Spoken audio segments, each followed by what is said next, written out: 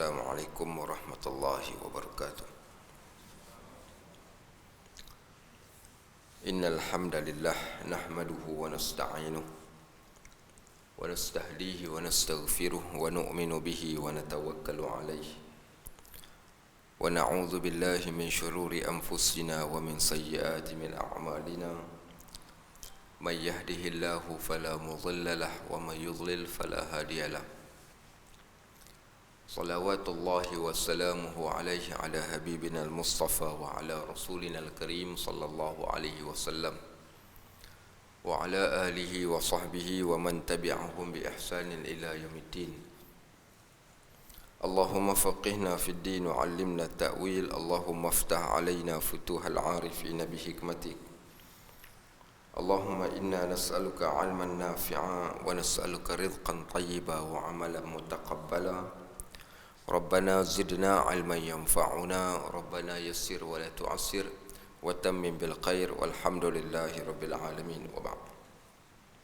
Sahabat-sahabat muslimin dan muslimat rahimakumullah, alhamdulillah pada pagi ini kita dapat bertemu sekali lagi setelah semalam kita bertemu. Pagi ini waktu subuh kita berada pada waktu pagi. Waktu pagi ini waktu yang berkat. Nabi SAW doakan satu doa yang khusus kepada umatnya. Allahumma barik ummati fi bukuriha.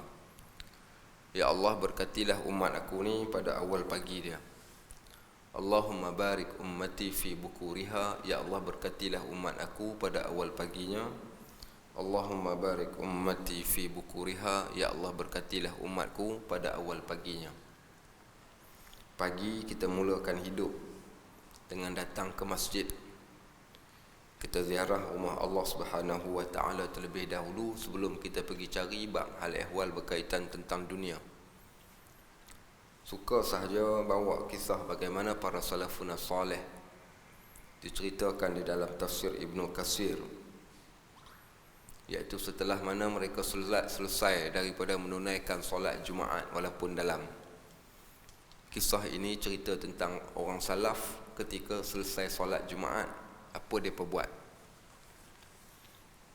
Dalam ayat fa iza qudiyatis salah fantashiru fil ard, bila kamu dah selesai solat, pilah jalan, berlegarlah, bertaburanlah kalian ke atas muka bumi. Dah selesai dah daripada solat tu, pi jalan.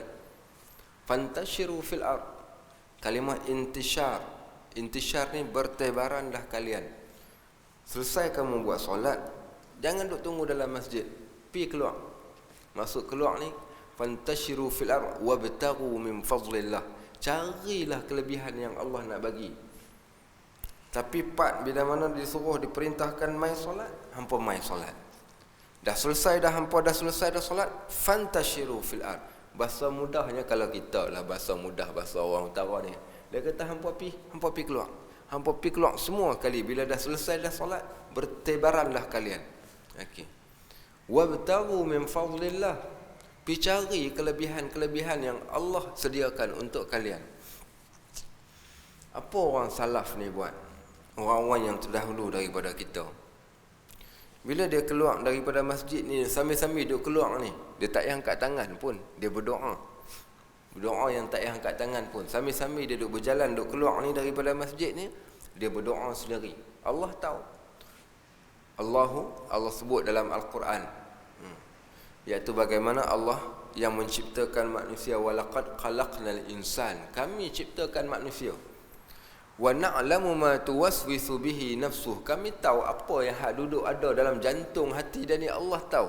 Dia doa, dia tak angkat tangan, dia tak sebut suara dengan kuat sekalipun, Allah tetap tahu apa yang dia minta. Kisah seorang A'rabi mai jumpa Nabi sallallahu alaihi wasallam, ya Rasulullah, aqribun rabbuna fanunaji am ba'idun rabbuna fanunadi.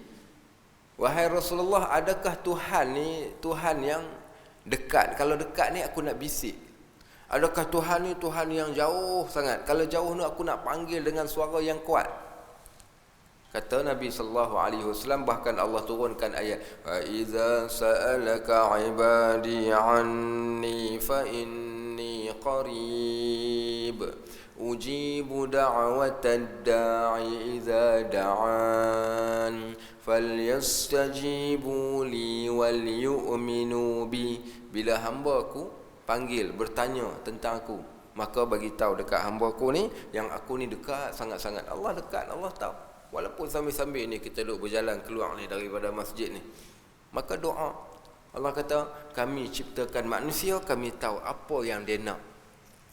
Apa yang dia nak dan apa keinginan dia. Kalau dia susah, Allah tahu kata dia susah. Kalau dia senang, Allah tahu dia bersyukur ataupun tak. Sebagaimana disebut di dalam Al-Quran, iaitu satu soalan yang Allah Subhanahu wa taala tanyakan kepada kita. Ailahun ilallah, adakah Tuhan lain yang boleh buat macam ni dekat hampa semua? Qalilan ma tazakkarun, sikit sangat yang ingat. So apa mereka buat? Waktu orang salafun soleh ni dia keluar daripada masjid, maka dia pun baca apa? Dia kata, Allahumma inni qad ujibtu da'watak. Ya Allah, sesungguhnya aku dah jawab panggilanmu. Jawab panggilan kat mana? Tadi ketika mula-mula muazzin dia laungkan kalimah hayya 'alas salah. Dia panggil mai dah, dia kata solat.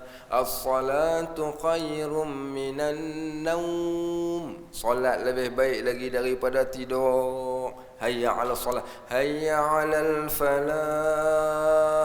Mai kita menuju kejayaan. Jom, tak nak ke kejayaan dunia dan akhirat ni. Mai kita mulakan hidup kita first start pagi ni, kita mai dah ke masjid dah ni. Siapa panggil ni? Allah panggil kita. Tak nak ke? Maka kita pun jawab. Maka waktu kita keluar tu, kita sebut dalam hati kita ni, Allahumma inni qad ujibtu da'watak. Ya Allah, aku dah jawab panggilanmu. Kat mana jawab panggilan ni? Azan tadi. Azan tadi tu panggilan lah, panggilan untuk kita. Panggilan untuk kita. Kalau supermarket panggil, ada sale, kita pi. Pasar malam panggil, kita pi. Apa dia lagi? Bos panggil, kita pi. Mak panggil, kita pi. Kawan-kawan panggil. Orang Arab punya style, dia duduk tu 23, tingkat 23 tu. Tapi kawan main rumah pagi-pagi bukan? Nak panggil. Zaman tu zaman kami duduk ngaji ni tak ada handphone. Jadi kawan ni punya Arab ni punya suara dia kuat ni. Dia bunyi satu punya, saya pun tak reti macam mana nak keluar bunyi, buh jari dalam mulut tu pet dia bunyi.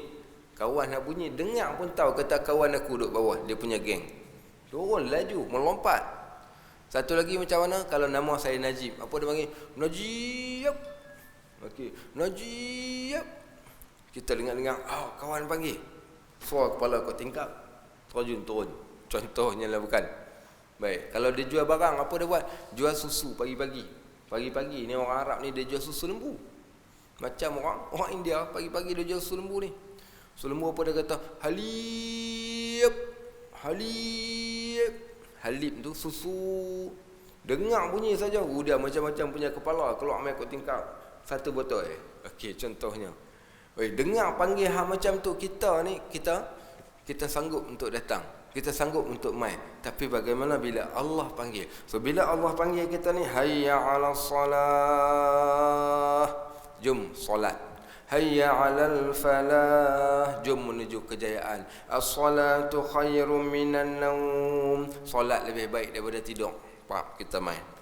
Selesai mai, Allahumma inni qad ujibtu da'watak. Ya Allah, aku jawab panggilanmu ya Allah.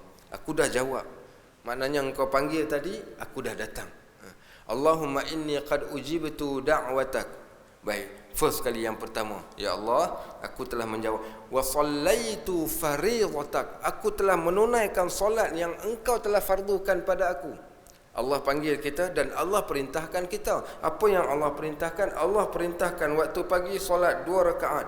Ara'aitum law kana fi babi ahadikum an-nahra fataghtasilu fihi 5 marratin fi kulli yawmin wa lailah. Apa pandangan kalian kalau kat depan pintu rumah kalian ni ada anak sungai? Kat depan rumah hampa ni, hampa buka-buka pintu ni mau ada sungai. Fataghtasilu fihi khamsa marratin, kemudian hampa mandi kat dalam sungai tu sehari 5 kali, fi kulli yaumin wa lailah, 5 kali sehari hampa duk terjun, bumbam terjun duk mandi. Kalau dah mandi sehari 5 kali, mandi sehari sekali, buh minyak esen sikit, bukan dah wangi, bukan, ini kan pula macam mana terjun dalam sungai sehari 5 kali. Apa berlaku? Hal tabqa min daranihi fi syai', Nabi tanya, adakah lagi pakaian dekat tubuh badan dan ni kotoran? Kata Nabi sallallahu, kata sahabat, la yabqa min daranihi fi syai', tak ada lagi. Pasal dah sehari 5 kali mandi. 5 kali mandi. Kalau dah solat sampai macam tu, bukan sekadar solat, kemudiannya pula likulli rijlai yamshuna ilal masjid, setiap tapak kaki ni, hak langkah kaki ke masjid ni, Allah jadikan pula seumpama pemadam. Kaki kanan angkat darjat, kaki kiri hilang dosa, kaki kanan angkat darjat, kaki kiri hilang dosa, pergi dan balik dia dapat. Sahabat-sahabat rahimakumullah, tak cukup lagi masuk saja dekat pintu masjid. Ketika masuk, apa dia kita baca? Allahumma ghfirli dhunubi, ya Allah ampunkan dosa. Apakah malaikat tak sambut? Malaikat pula tolong sambutkan pula. Malaikat kata daripada atas ni, innal ladzina yahmiluna al-arsh wa man hawlahu, malaikat hak kerja dia ni duk pikul arash dan yang berada di sekitar arash, yusabbihuna bihamdi rabbihim wa yu'minuna bih, malaikat ni kerja dia apa? Beriman kepada Allah, kemudian puji Allah, kemudiannya pula wa yastaghfiruna lillazina amanu, dia pohonkan pula keampunan pada orang yang beriman. Orang yang beriman tadi dia main masjid, dia duduk dekat pintu masjid, dia dah baca dah doa apa? Allahumma ghfirli dhunubi, ya Allah engkau ampunkan dosaku. Pam saja dia baca doa tu, nu bersambut malaikat yang ada ke atas, Allah waghfir lil ladzina amanu, ya Allah ampunkan dosa orang yang beriman. Hak dia minta, dia sebut istighfar tadi, sambut terus malaikat sampai. Tak cukup dekat situ, Rabbana wa adkhilhum jannat, ya Allah masukkan mereka ni kat dalam syurga. Wa man salaha min abaihim, dan orang-orang yang baik-baik di kalangan mak bapak mereka. Wa azwajihim, pasangan hidup mereka. Wa zurriyatihim, dan zuriat mereka. Nampak sampai keturunan kita pun malaikat doakan. Bila start kita doa tadi kat depan pintu masjid, dah doa dah dapat dah pengampunan. Bukankah pengampunan itu menyucikan kita daripada dosa? Waftahli abwaaba rahmatik, ya Allah bukakan pintu rahmat pada kami. Pak masuk pula. Masuk saja bila dia dah i'tikaf duduk kat dalam masjid, dia solat, kemudian dia duduk lagi kat dalam masjid ni, apa dia dapat? Malaikat ni akan sentiasa mendoakan selagi dia berada di dalam keadaan suci bersih, dia ada wuduk pada waktu tu, dia dapat 2 lagi doa. Allahumma ighfir lahu, Allahumma arhamhu, Allahumma ighfir lahu, Allahumma arhamhu. Ampunilah dosa orang ni ya Allah, dan rahmatilah dia ya Allah. Rahmat dosa, rahmat diampunkan dosa, sampailah dia keluar daripada masjid. Tak bersih macam mana macam tu. Sebab itulah disebut ketika mana kita duduk dalam masjid, Allahumma inni qad ujibtu da'watak, ya Allah aku telah jawab panggilanmu, aku dah mai. Wa sallaitu faridatak, dan aku telah pun menunaikan fardu yang engkau telah wajibkan kepada aku ni, aku datang. Pasal apa tuan-tuan datang untuk subuh ni? Pasal apa datang? Kalau mau tanya pada pagi ni pasal apa datang? Kalau saya tanya satu orang lah, bukan satu orang, siapa yang duk ikut kuliah saya kalau dekat sana lah, kat Melaka, siapa hal duduk depan, lepas tu dapat tak orang ni duduk depan, memang kena tanya orang punya. Sebaik tak tanya ikam ya. Okey. Dekat sana memang tanya dah. Saya tak suka tanya, tak jawab pun tak apa, tapi sonok sepasal bila dia dah tanya tu memang dia duduk standby punya, dia takut pasal kena tanya. Ni ada depan ni mau tanya ni. Baik sahabat-sahabat rahimakumullah. Baik, so apa dia? Kadang-kadang pasal apa? Pasal apa kita main sangat ni? Mai solat, mai masjid ni pasal apa? Saya kadang berseluruhlah dengan sahabat-sahabat jemaah. Mai ustaz tak mai, gila ustaz tak mai. Gila tak mai. Ni bahasa kita, bahasa senang faham. Gila tak mai. Pasal apa nak gila tak mainya? Dia kata gila tak mai ustaz, kena mai. Ada satu orang hamba Allah ni, saya tanya dia satu soalan. Saya duk mengajak mata. Bila duk mengajak mata ni, kita tak sempat sampai, dia dah sampai dah. Kita mengajak satu kuliah, dia sampai. Kita mengajak 2 kuliah pun dia sampai.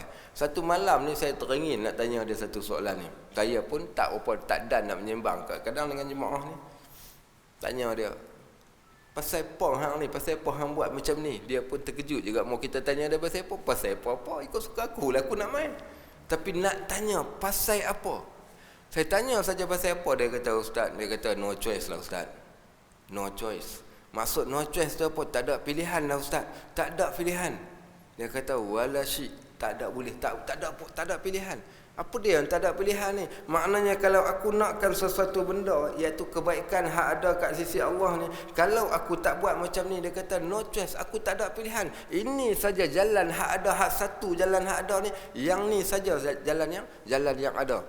Sebab tu ketika mana orang-orang yang beriman ni dah sampai dan naik dah meniti tiang sirat, pada waktu tu orang munafik hak duduk belakang ni duk tengok dia daripada jauh ni, duk berjalan duk meniti ni nak pergi ke syurga ni. Apa kata orang munafik? Yauma yaqulul munafiqina wal munafiqat lil ladzina amanu nzuruna naqtabis min nurikum. Apa kata orang munafik? Hari ketika mana orang munafik lelaki akan berkata kepada orang munafik perempuan. Apa kata-kata dia? Orang beriman, tolong tunggu sat kami, tunggu kami sat. Kami nak tumpang cahaya hak ada kat hampa ni. Rupanya orang yang beriman ni, dia bawa pi cahaya dia sampai ke akhirat tu. Dia bawa cahaya dia. Okey, dia bawa cahaya dia ni sampai dekat akhirat. Jadi orang yang munafik hak duduk kat belakang ni, apa dia buat? Dia kata daripada kebetulan orang hak beriman ni kawan yang dia kenal. Apa dia kata? Dia kata, "Oi geng," dia kata, "tolong tunggu sat." Dia kata, "Kami nak ambil sikit cahaya hampa." Macam kita duduk dalam gelap, kita nampak ada kawan kita bawa torchlight, kita kata dekat dia, "Aku nak tumpang cahaya yang ada dekat hang." Apa kata orang hak ada cahaya ni, orang beriman hak tengah duduk berjalan ni, hak ada cahaya ni, dia jawab balik pada kawan dia hak munafik ni. Apa jawapan dia kepada kawan dia hak munafik ni? Dia kata, "Kami ambil cahaya ni, farji'u wara'akum." Dia kata, "Tak ada, jangan harap hampa boleh dapat cahaya ni. Kami dapat cahaya ni pada zaman dulu waktu kami dekat dunia. Kalau hampa nak, hampa dipersilakan pi balik cari cahaya tu dekat dunia." Boleh ke? Tak boleh pun, pasal dah lepas dah. Tak boleh pun. Sebab tu kalau tanya kita apa pilihan yang ada, kita tak ada pilihan. Kita tak ada pilihan. Sampaikan Nabi SAW kata, "Lau ya'lamun nas," kalau manusia tahu, "ma fil atamati," apa yang ada pada kegelapan. Kalau hampa tahu, kalau kita tahu apa ni? Apa yang ada pada kegelapan? Kegelapan apa ni? Bukan macam hikam, dia bukan gelap, dia hitam meneh. Okey, dia hitam meneh lain, gelap lain. Gelap ni gelap cerita gelap gelemat. Okey. Lau ya'lamun nas ma fil atamati, kalau kamu tahu apa yang ada waktu gelap ni, waktu gelap. Waktu gelap ni malam satu kali, kemudian subuh lagi satu kali, bukan? Okey, kalau hampa tahu apa yang ada pada kegelapan, la atauhu walau kana habwan. Hampa sanggup walaupun merangkak. Nak tanpa ni faham ke tak faham? Kalau hampa tahu apa itu kegelapan, apa ada dalam kegelapan, hampa sanggup merangkak lah. Hampa akan sanggup merangkak. Maksudnya tak ada pilihan dah. Kalau dah merangkak pun dia sanggup buat. Yang ni tak ada pilihan. Apa dia al-atamah ni? Al-atamah ni apa? Kata muhaddisin, al-atamah ni orang hak mai masjid. Orang hak main masjid. Waktu mana ni? Waktu ketika gelap gelita, waktu Isyak dan juga waktu subuh. Kita okey ni lagi ni sebab kita cuaca kita cantik lah, khatulistiwa punya cuaca, bukan? Dalam pagi-pagi dalam 28, 29, 27 paling sejuk kot. Pernah sampai 24 kalau hari hujan sampai 3-4 hari, bukan? Kalau tuan-tuan duduk kat negara yang macam mana? Negara hak jenis cuaca tu 5 darjah Celsius. Tak pun kosong. Kami pernah duduk ni zero ke bawah. Apa berlaku ni waktu subuh nak pergi semayang kat masjid. Ui, jangan main-main. Memang cobaan sungguh. Cobaan nak boleh keluar daripada selimut ni. Kita kat luar kita tahu sejuk, duduk dalam selimut, tiba-tiba nak keluar nak pergi ke masjid. Dengar azan tu, kalau boleh tu, kalaulah tak dengar lebih baik. Tapi bila Nabi SAW kata, "Lau ya'lamun nas ma fil atama," kalau kamu tahu apa yang ada pada kegelapan, yang itulah yang dia panggil iman ni. Dia macam dinamo iman ni. Iman ni dia boleh gerakkan kita ni daripada dalam selimut ni, dia boleh menyebabkan kita bangun. Sebab apa? Sebab takut tu menyebabkan kita bangun. Dan tamak, sebab tu dia katakan ayat yang kita baca semalam, "Tatajafa junubuhum 'anil madaji' yad'una rabbahum khaufan wa tama'an." Ada orang dia sanggup lepaskan belakang dia daripada tempat tidur. Sanggup dia lepaskan belakang dia ni daripada tempat tidur. Bangun nak buat apa? Bangun untuk solat. bangun untuk solat ni walaupun sedap tidur dia. Nabi SAW pernah pergi tidur di rumah Hafsah binti Umar radhiyallahu an. Apa dia buat? Dia kata Hafsah ni satu hari ni, kata Hafsah dia cerita tentang suami dia ni. Nabi SAW ni bukan calon-calon orang. Bila Nabi SAW pergi ke rumah Hafsah, pergi tidur rumah Hafsah, apa Hafsah buat? Biasa ni di rumah dia ni ada satu tempat berbaring Nabi SAW. Tempat berbaring ni diperbuat daripada kain wool, kain kapas tebal ni. Kalau kita hari ni macam orang panggil apa dia, macam apa tu, toto ke bukan? Macam itulah, tapi taklah setebal toto tu, tapi sejenis kain hak tebal punya. Dia kata kebiasaan, dia kata Nabi SAW lipat 2 lipatan. Lipat kain ni 2 lipatan. Tapi dia kata satu hari ni aku teringin nak bagi jadi 4 lipatan. Aku lipat daripada 2 lipatan ni sampai jadi 4 lipatan. Dalam kitab Syama'il hadis Tirmizi. Baik, apa kata Nabi SAW? Setelah Nabi SAW bangun daripada tidur tu, Nabi kata dekat Hafsah, dia kata, wahai Hafsah, apa yang hang buat dekat tempat tidur aku ni? Hang buat apa? Kata Hafsah, buat apa?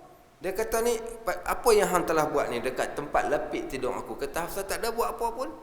Aku daripada 2 lipatan aku tukar jadi 4 lipatan. Baguslah. Kalau kita bagus, hang memang tempoi punya bini, pasal apa? Hang mau bubuh lapik tidur laki hang ni, suami hang ni lagi cantik, lagi sedap. Tapi tak, kata Nabi SAW, pulangkan tempat tidur aku ni daripada 2 lipatan, daripada 4 lipatan tu menjadikan dia 2 lipatan. Kurangkan kesedapan dia, kerana sedap pada lipatan tidur ni menyebabkan aku susah nak bangun. Maksudnya sebelum ni 2 lipat, 2 kali lipat saja tak adalah tebal.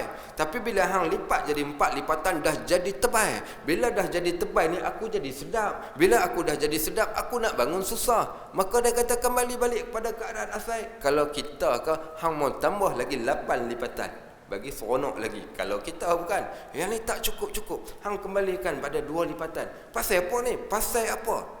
Pasal Nabi SAW tak mau disebabkan kesedapan tu tadi menjadikan dia lalai dan dia susah nak bangun. Sungguh sahabat-sahabat, tidur pula tepi laut bukan? Kena puih angin aircon pula sedap bukan? Okey, bukan senang nak boleh bangun. Bukan senang nak boleh bangun. Biasa kita tidur ni mana sempat, tapi sekali mau tidur ni dengan bantai peluk bagai tilam tebal. Ini sebab tu disebut pada kita lau ya'lamunas, kalau manusia tahu.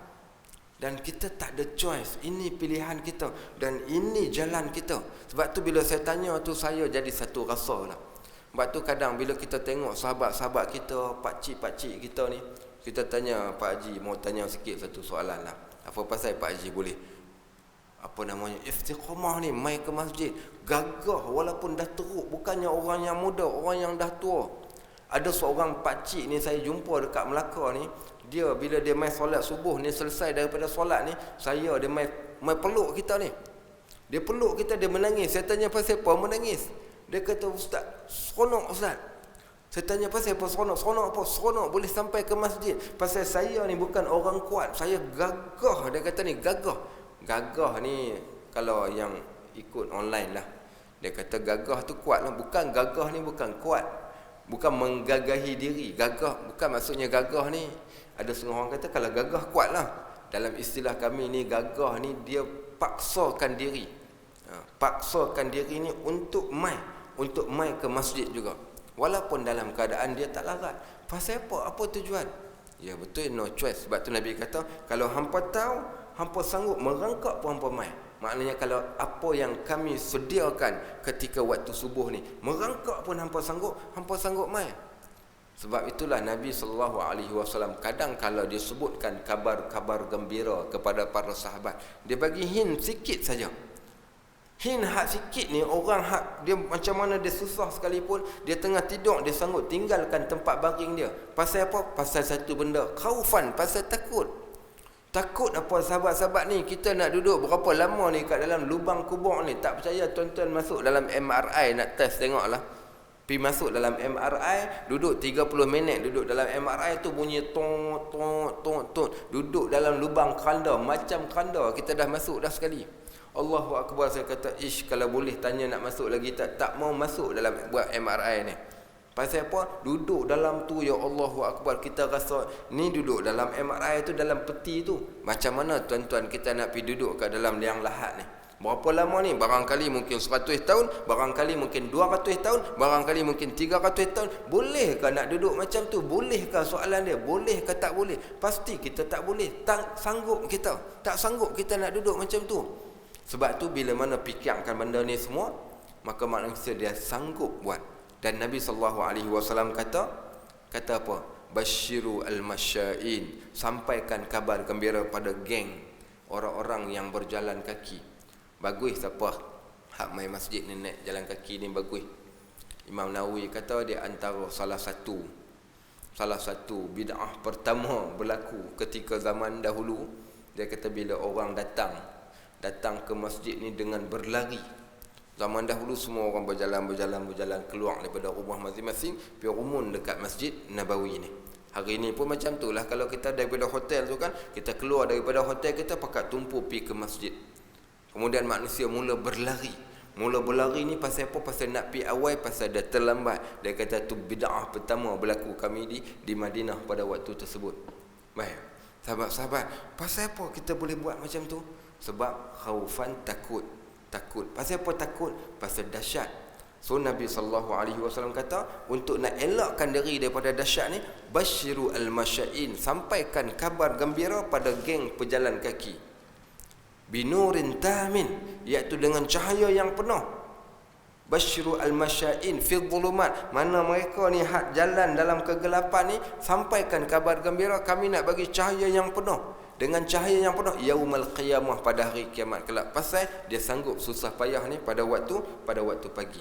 Sahabat-sahabat muslimin dan muslimat rahimakumullah, ini cerita dia. Baik, maka bila mana mereka bangun sebab takut, tak ada pilihan yang lain. Ini saja pilihan yang ada. Sambung balik, maka mereka pun berdoa lagi, sambung lagi doa salaf tadi. Baik, sahabat-sahabat, okey, ada satu soalan sahabat kita dah tulis tanya yang tengah online, tak apa saya jawablah. Apa saya pun tak tahu apa dia nama dia ni. Acik ke Acin Wani dah. Assalamualaikum Ustaz, bagi perempuan macam mana nak dapat cahaya dari dua kegelapan? Adakah perlu ke masjid? Mohon pencerahan.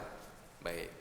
Maksudnya lelaki ni, kalau kita katakan lelaki, maksud lelaki ni keperluan lelaki. Lelaki ni dia ketua keluarga. Qu anfusakum wa ahlikum nara. Wahai orang yang beriman, jaga diri kalian dan ahli keluarga kalian daripada api neraka. Orang lelaki dia kena utama. Kalau orang perempuan buat, maknanya orang lelaki teruk. So orang lelaki dia kena dahulukan, yang dia jadi ketua keluarga dia. Qu anfusakum, jaga diri engkau, wa ahlikum, dan jaga ahli keluarga engkau. Maka orang lelaki terlebih dahulu. Baik, yang kedua, boleh ke tak orang perempuan ni nak dapat benda yang sama? Maka jawapannya kami sebut beberapa hari yang lepas, iaitu dalam bab larangan perempuan ke masjid. Boleh larang ke tak boleh larang? Kerana di sana ada hadis, la tamna'u ima'akum 'anil masjid, jangan kamu halang di kalangan perempuan-perempuan dewasa kalian untuk pergi ke masjid. Maksudnya kalau mereka pergi ke masjid, mereka dapat tak pahala? Mereka tetap dapat pahala. Kita tak dapat pahala. Sekiranya apa? Terpelihara mereka daripada fitnah, kemudian mereka datang ke masjid tidak bertujuan dengan berkeadaan bertabarruj, tidaklah mereka ke masjid ni untuk tujuan-tujuan dunia, melainkan untuk majlis ilmu dan benda-benda yang macam ni, maka mereka tetap dapat. Sebab tu di zaman Nabi SAW, ada tak perempuan datang? Ada. Apa buktinya? Tu babun nisa, ada pintu perempuan. Siapa baca hadis Ibnu Abbas beberapa hari yang lepas, kami baca pagi Jumaat baru ni, hadis bagaimana Ibnu Abbas kata, Nabi SAW, kami takkan bangun melainkan setelah Nabi bangun. Selagi imam tak bangun kat depan ni, para sahabat takkan bangun. Dan Nabi SAW takkan bangun melainkan orang perempuan terlebih dahulu bangun. Orang perempuan ni bila Nabi SAW selesai saja bagi salam, Assalamualaikum warahmatullahi, Assalamualaikum warahmatullahi, terus bangun orang perempuan. Orang perempuan tak payah tunggu lagi dah. Tak payah tunggu macam lelaki. Pasal apa orang perempuan buat macam tu? Pasal tak nak berlaku pertembungan di antara lelaki dan perempuan ketika keluar daripada masjid. Sebab tu Nabi SAW kalau tengok ada orang perempuan, dia bagi orang perempuan keluar dulu. Kemudian bila Nabi tak bangun, sahabat tak bangun. Kemudian bila Nabi dah bangun, maka waktu tu orang perempuan semua dah bangun dah pada waktu tu.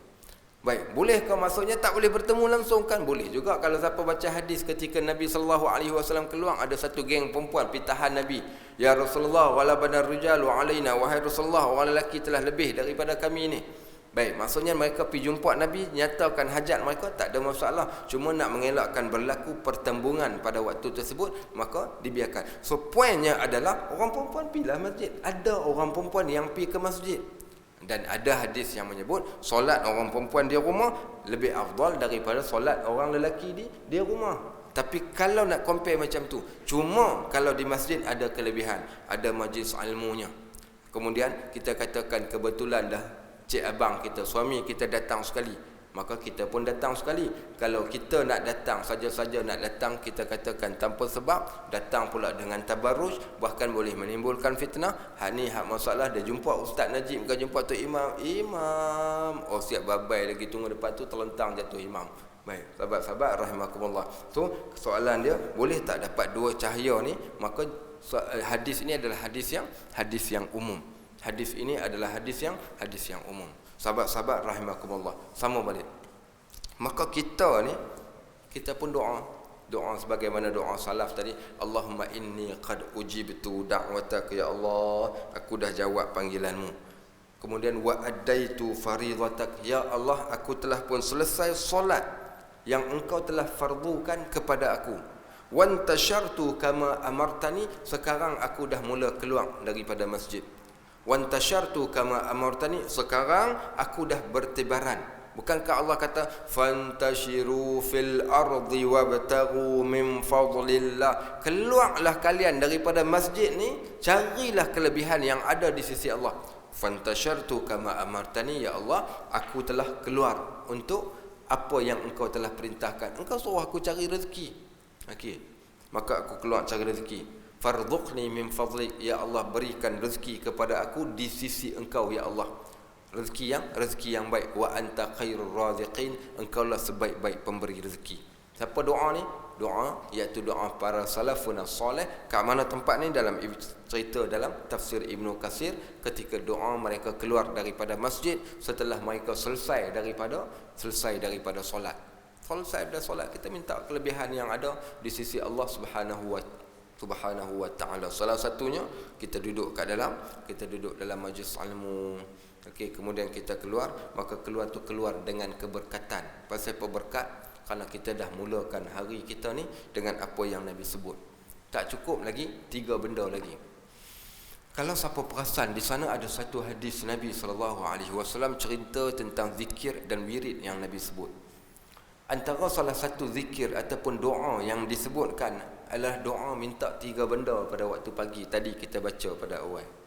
Doa apa? Allahumma inni as'aluka ilman nafi'a. Ya Allah, kami pohonkan pada pagi ni ataupun pada hari ni kami dapat ilmu yang bermanfaat.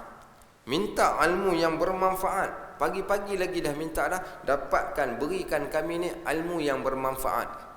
Wa nas'aluka rizqan tayyiba. Ya Allah, kami pohonkan apa ni? Rezeki yang baik-baik. Minta rezeki yang baik-baik daripada Allah. Apa dia rezeki yang baik-baik? Bukan makanan hak masuk dalam perut saja, bahkan kita bertemu dengan benda-benda yang baik-baik yang Allah timbulkan dan munculkan pada kita.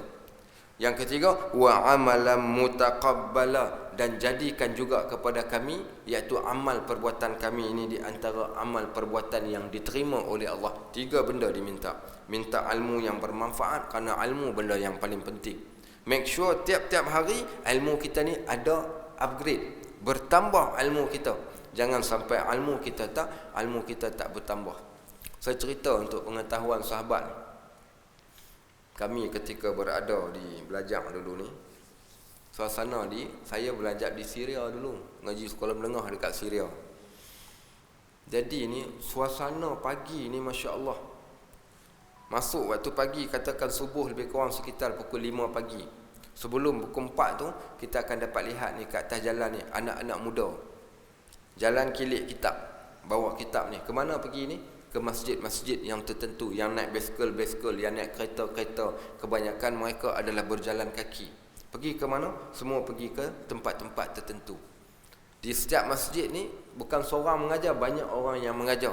Maka masjid ni antaranya Masjid Al-Umawi, dia ada tiang dia. Maka setiap tiang masjid ni ada guru yang mengajar subjek-subjek yang tertentu, semua pakat duk tadah. Kalau tuan-tuan pergi kat Masjid Nabawi hari ni pun suasananya masih ada sampai ke zaman hari ni. Bahkan di Masjidil Haram pun ada guru yang mengajar, ada kita duk lengkong. Baik, ada satu orang guru kami ni, kami pergi belajar dengan dia ni waktu selepas daripada subuh. Tanya Tuan Syekh, nak belajar apa? Nak belajar fiqh. Fiqh kitab apa? Cadang nak belajar kitab Iqna'. Dia tengok muka kita, dia pun senyum. Kita kecil dulu lah kot, no? Kitab apa? Kitab kecil, Matan Abi Syuja'. Matan Abi Syuja' ni nipis. Kita kata tak apa, kita bukan main, minta hak kita hebat terus. Tengok, nama apa ni? Saya nama Hikam, Ustaz. Nak belajar apa ni?